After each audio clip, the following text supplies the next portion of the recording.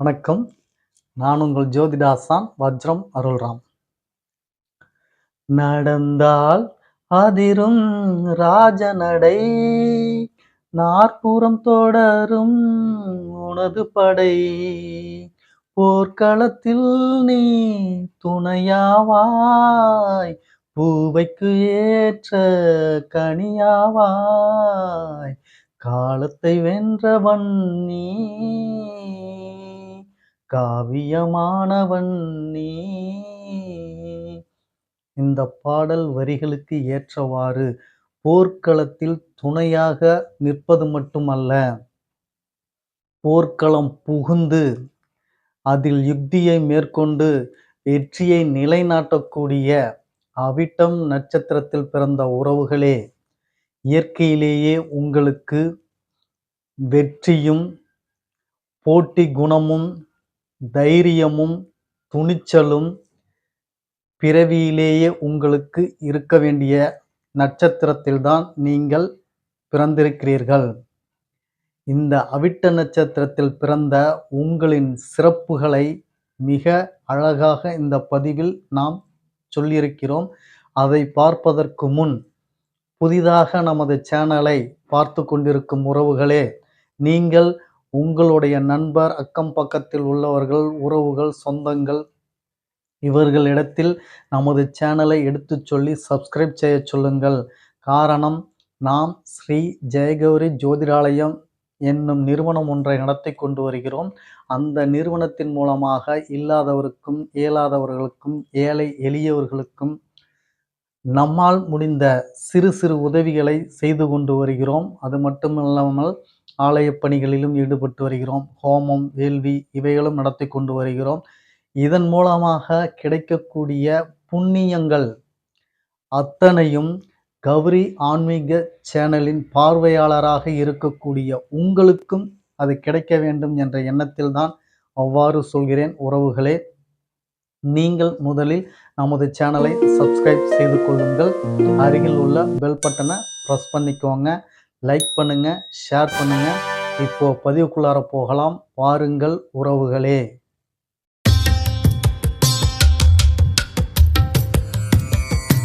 அவிட்டம் நட்சத்திரத்தில் பிறந்த உறவுகளே, உங்களது நட்சத்திரநாதனாக வருபவர் செவ்வாய் பகவான். இவர்தான் துணிச்சலுக்கு, தன்னம்பிக்கைக்கு, தைரியத்துக்கு, போட்டிக்கு, வெற்றியை நிலைநாட்டக்கூடிய அத்தனை பலன்களையும் கையில் அடக்கி வைத்திருப்பவர் இந்த செவ்வாய் பகவான் தான். அவரின் சக்தியோடு, அனுகிரகத்தோடு, அவரின் நட்சத்திரத்தில் பிறந்த உங்களுக்கும் இந்த பலன் அமையப்பெறும். அது மட்டுமல்ல, இவரின் குணாதிசயங்கள் சுய கௌரவம் என்பதை என்னைக்கும் விட்டுக் கொடுக்க மாட்டீர்கள். சுத்தம் என்பது உங்கள் கூடவே பிறந்தது. ஒழுக்கம், நேர்மை இவைகளுக்கு எல்லாம் பெயர் போனவர்கள் நீங்கள்தான். உங்களது நட்சத்திரநாதன் செவ்வாய் பகவானாக இருப்பதால் நீங்கள் தமிழ் கடவுளான முருகப்பெருமானை வழிபடுவீங்கள். உங்களது இஷ்ட தெய்வம் முருகப்பெருமானாகத்தான் இருப்பார். அதேபோல் உங்களது ராசி மகர ராசி என்பதால் மகர ராசியில் சனி பகவான் அதிபதியாக இருப்பதால், சிலருக்கு கும்பராசியாக இருப்பதால் அதற்கு அதிபதியும் சனி பகவான் தான். 2 பாதம் மகர ராசியிலும் 2 பாதம் கும்ப ராசியிலும் இடம்பெறக்கூடிய இந்த அவிட்டம் நட்சத்திரம் ஒருத்தருக்கு மகர ராசியாகவும் ஒருத்தருக்கு கும்பராசியாகவும் அமைய பெறுகிறது. மகர ராசியில் உள்ளவர்களுக்கு சனி பகவான் அதிபதியாக உள்ளதால் நீதி, நேர்மை, கடும் உழைப்பாளி, ஏதேனும் ஒரு நிதானத்தை எப்பொழுதும் கடைபிடிப்பார்கள். தனக்குத்தானே பிரச்சனையை வளர்த்து கொள்வார்கள். இவர்களுக்கு இவர்களே தான் எதிரியாக இருப்பார்கள்.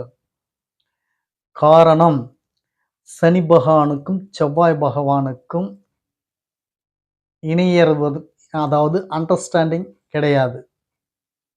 2 பேருமே போட்டி மனப்பான்மை கொண்டவர்கள். இவர் நிதானம், அவர் வேகம். நிதானமும் வேகமும் எப்படி ஒன்று சேரும்? ஒன்று வேகமாக இருக்க வேண்டும், அல்லது நிதானமாக இருக்க வேண்டும். நிதானமும் வேகமும் ஒன்றாக இணையும் பொழுது, நீ நிதானமாக வா என்று இவர் சொல்லுவார், நீ வேகமாக வா என்று அவர் சொல்லுவார். அதனால் அது செட் ஆகாது. இதனால்தான் இவர்களுக்கு இவர்களே எதிரியாக ஆக்கிக் கொள்ளக்கூடிய சூழல் இந்த நட்சத்திரத்தில் பிறந்தவர்களுக்கு இருக்கும்.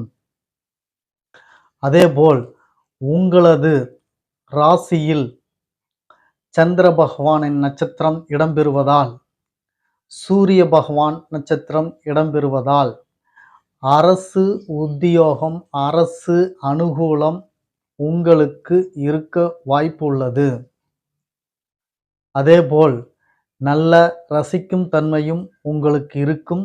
கூடவே அதிகாரத்தன்மை சொல்ல வேண்டாம். இவை அத்தனையும் உங்களுக்கு அமைய பெற்றிருக்கும். உங்களுக்கு உறவுகள், சொந்தம், பந்தம் மற்றும் கல்வி கேள்விகள் சிறப்பாக இருக்கும். அடிப்படை கல்வி சற்று தடைபடும். உயர்கல்வி வாய்ப்பு உண்டு.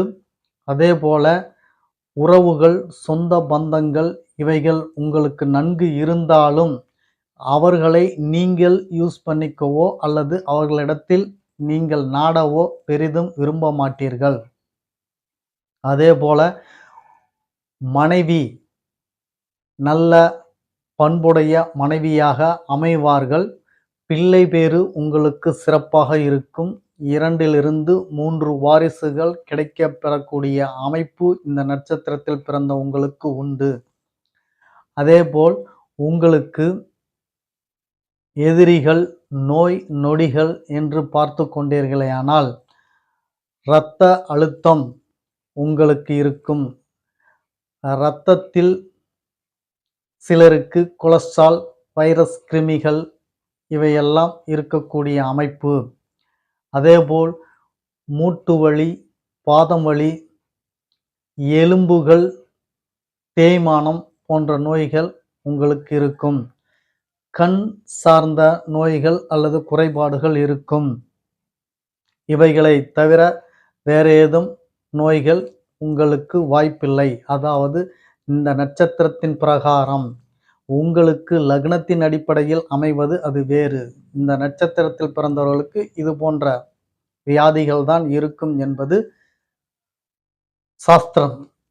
அதேபோல உங்களுக்கு எதிரிகள் என்று அமைத்து கொண்டால்,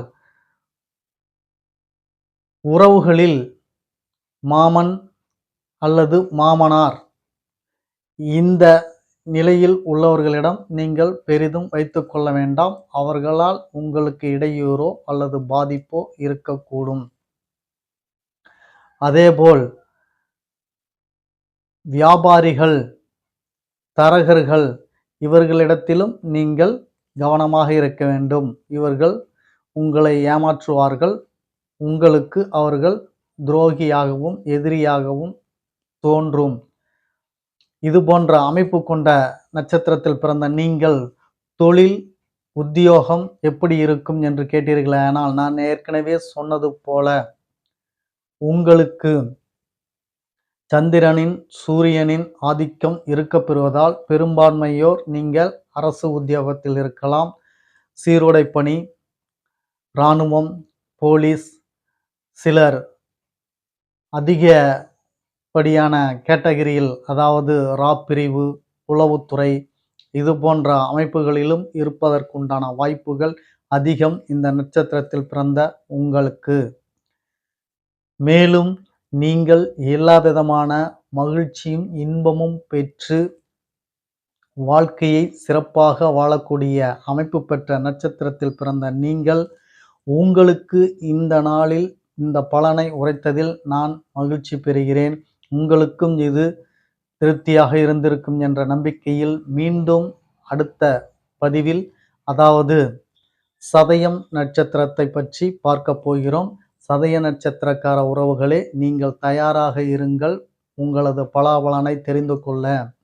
அதுவரைக்கும் உங்களுக்கு நன்றி, வணக்கம் சொல்லிக்கிறேன்.